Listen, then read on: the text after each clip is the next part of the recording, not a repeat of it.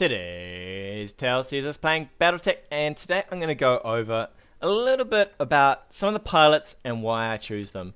So the thing is choosing your pilots is slightly subjective to how you feel about them, but I think there's a good rhyme and reason why you should pick who you should pick. So first of all, I'm going to talk about Arclight. So Arclight has got to be one of my favorite pilots for a light mech here. We're just going to turn off all these pilots for a sec, and we're going to find ourselves Arclight. Now, the reason Arclight is one of the better pilots for a light mech here is the Master Tactician skill right here. So what this allows for her to do, it allows for her to be in the very first initiative phase. And this is all for multiplayer. Normally in single player you'll just be able to build however you like, but in multiplayer this is really good. And what this means is you can get the initiative advantage if your opponent doesn't bring an Arclight of their own in a light.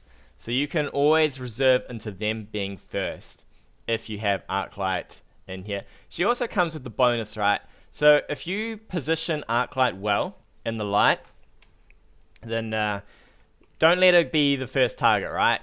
Whatever you do, do not put Arclight in the front lines in the light just getting shot at. But if you position her towards the back, then through the initiative phase adjustment, so you're going second, you can generally get her to move in and sensor lock after the opponent has already sensor locked. So she comes with sensor lock as well, and she has pretty high tactics, right? So she can actually, she's pretty mobile with piloting 5 as well, so she can move around fairly well, and she can sensor lock. So as long as you keep her out of the way, then she does fairly well here. So that's why I like Arclight on a light. Now if I'm bringing another pilot in a light, I tend to bring Showboat here over anything else. So the reason I bring Showboat is obviously lights, they need their evasion, right?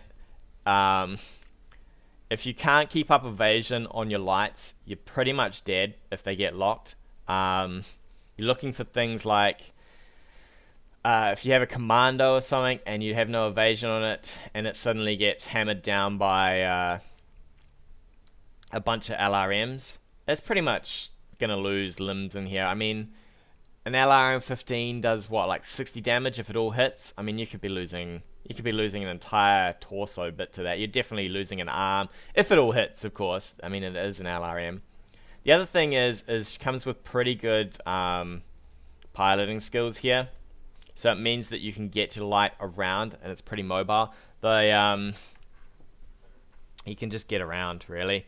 And she comes with sensor lock. So I generally bring 2 sensor lockers at the moment because you can rotate them in and out. So say I rotated in the first one, sensor locked someone, and suddenly the enemy next round sensor locks my locust, right? You can then sprint your locust out, park it somewhere, brace up, and then bring in your next mech, which is generally, I don't generally bring a Jenna. Say I had a commando, and I can then rotate that in, sensor lock back whatever sensor locked me, and have a free reign of it, right?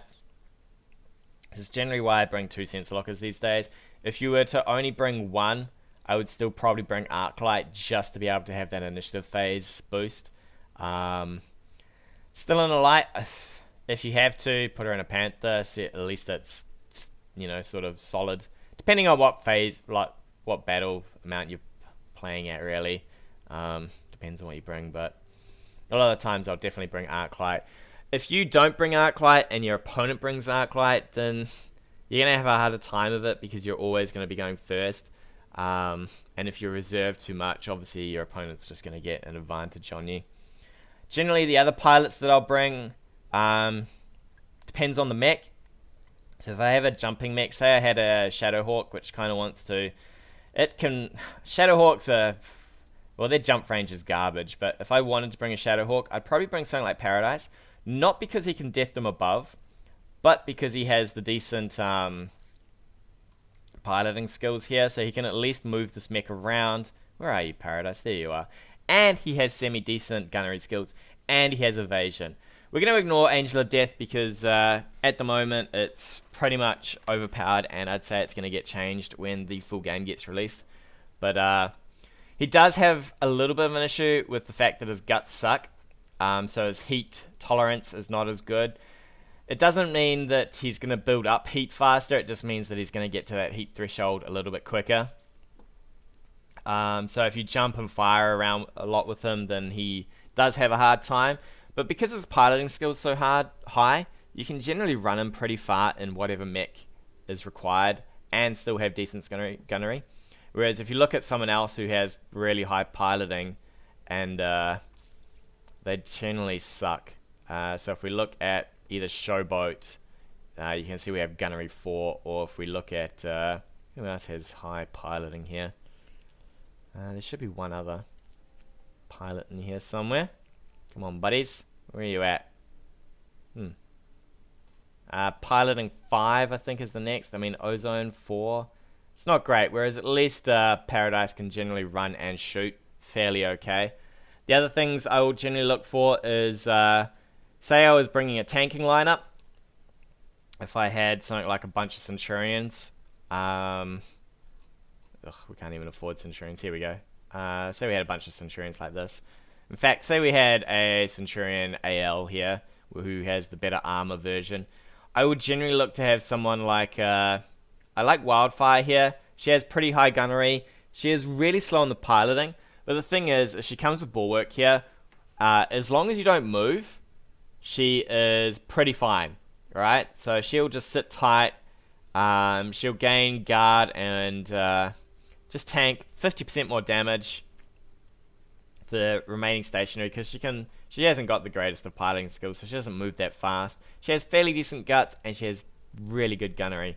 So I quite like Wildfire in my tank, just so that she can just sit still and fire upon people, which is always nice. And if I had a mech back here, I'd like to bring Apex. So say I was bringing something with, where is it? Say I had something like, where are you, Orion?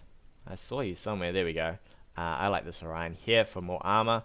Say I had an Orion, I might consider having Apex in this, just because of the breaching shot here, which allows you to ignore cover. So if they're in the trees or they're guarded, at least you do full damage that way. A lot of people tend to bring another person who can brace up here. The only problem with this is if you bring 2 sets of bulwarks here, you kind of lose out on a fair bit of damage if the other person... Say 2 lineups exactly similar rock up to each other, right? And you both have guard. Who's going to win, right? I mean, it just comes down to RNG and just blasting more armor. Whereas if I sit this Centurion towards the front with Wildfire, who can tank, and if I sit this Orion just slightly back out of vision, my opponent... They're gonna probably pick on the Centurion that's at the front. If they see maybe the breaching shots coming in from the Orion, they might know to pick on the Orion, since it's not going to be braced. But if you're in trees, you could probably eat a bit of damage. If they suddenly start picking on your Orion, you can brace it up and you can fire him with the Centurion. I think, I feel like the breaching shot offers more choices. If your opponent is tanking towards the back, say they've got a strong front line and a LRM, say they've got a trebuchet or something, at least with the breaching shots you can go through that. So this is against humans, right? If I was playing single player, if I was against just the AI and I thought I could get away with an LRM boat, I would definitely always bring Apex in the breaching shot. The reason for that is if you can get multiple targets, you can fire one set of LRMs onto one person and another set of LRMs onto another person and do full damage through both of those guards. And that's a lot better. If you've ever seen me up against people who bring LRM boats, all you do is you move forward and you guard, right? And it mitigates 50% of their damage. So you're firing 30 LRMs and you're doing the damage of 15, which 60 damage sounds great, right? But it's really not. It hits all over the place and it does nothing really. Whereas if you have Apex, even if I could only see one target, at least I can fire one set of LRM 15s and do full damage. and at least save some ammo, right? Because what happens is these catapults and trebuchets, they tend to run out of ammo before you even get a mech down. Whereas if I'm only firing one set of LRM-15s, I might only be doing LRM-15 damage, but at least I'm going to have the ammo to just keep going, right? And if I can see 2 targets, it's even better, because then I'm doing, you know, LRM-30 damage to 2, well, I'm doing LRM-15 damage to 2 guys each, which is a lot better than just firing in all 30 to do half damage. It's terrible. So I normally always bring Apex on someone if I can. If I think I'm just going to have a tank fight, maybe I'll bring 2 bulwarks. But lately, the breaching shot has been doing a lot more work. If your opponent is just trying to tank up back somewhere and you have an LRM-15 doing full damage, it tends to freak people out and they tend to come towards you a lot quicker, since you're going to out-damage them a lot quicker as well. The multi-shots always come in handy as well, so that you can, with the Centurion, you can fire in your LRM-10 into the backline while you're firing in your medium lasers and your AC. I tend to like multi-shot over anything else. Pilots I don't like. Witness, I don't know, he's a bit sketchy. I mean, you might as well bring Showboat, right? Showboat, you fairly much get better skills here. Where are you, Showboat? Showboat. Showboat gets the better piloting skills, she gets the better gunnery skills. The only thing you lose out on is tactics. Obviously in single player, tactics is going to be important because you're going to need to know what you're firing into. In multiplayer, not so much, because you're only up against 4 mechs, and once you know everything about them, you know everything about them. So the tactics tends not to be as important as anything else. She also has she's got exactly the same skills, right? Mockingbird. Now Mockingbird's interesting. If I was going for a more tanky sensor locker, say I had something like where's another Centurion? Or yeah, let's say I just had another Centurion. Let's take this one. I would bring Mockingbird only if I thought I needed to have my sensor locker tank at the front line. And the reason she's good is she can stand still and sensor lock and gain the guard here for 50% less reduction. On a light, this is not good, because lights will tend to just fold in even from 50% reduction. I mean, if I saw a non-moving light that was guarded, I'd probably consider shooting at it, just because you will just half damage. You'll still just do a lot of damage to a light, whereas to something like a medium, you've got the armor to burn there, and you can just sit tight while you wait for the enemy to come to you. Ozone, he's alright.